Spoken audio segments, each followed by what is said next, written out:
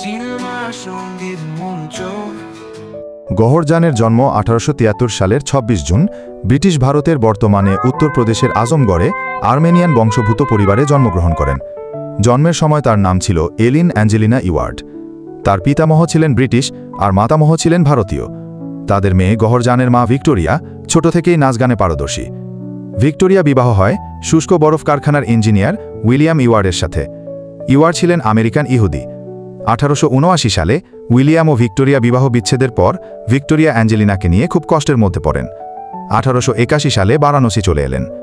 খুরশিদ নামে এক মুসলিম সম্প্রদায়ের সুহৃদয় ব্যক্তি ভিক্টোরিয়ার গানের প্রশংসা করলেন এবং তারই বদান্যতায় প্রাথমিক সহায়তা ও মনোবল পেলেন। জন্মসূত্রে গওহরজান খ্রিস্টান। পরে তিনি এবং তার মা বারাণসীতে অবস্থানকালে ধর্মান্তরিত হয়ে ইসলাম ধর্ম গ্রহণ করেন।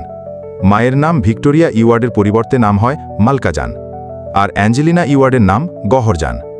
মালকা ছোটবেলা থেকেই পারদর্শিতার কারণে হিন্দুস্থানি গান, কত্থক, ভারতীয় ধ্রুপদী শিল্পকলায় ছিল তার অনায়াস গতি। কিছুদিন বারাণসী অবস্থানের পর 1883 সালে কলকাতায় চলে আসেন। তখন মেটিয়া বুরুজে বাস করতেন নবাব ওয়াজেদ আলী শাহ।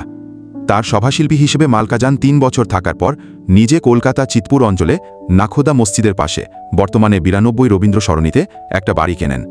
সেটির নামকরণ হয় গওহর বিল্ডিং, বর্তমানে সেলিম মঞ্জিল। সিনেমা সঙ্গীত মঞ্চ।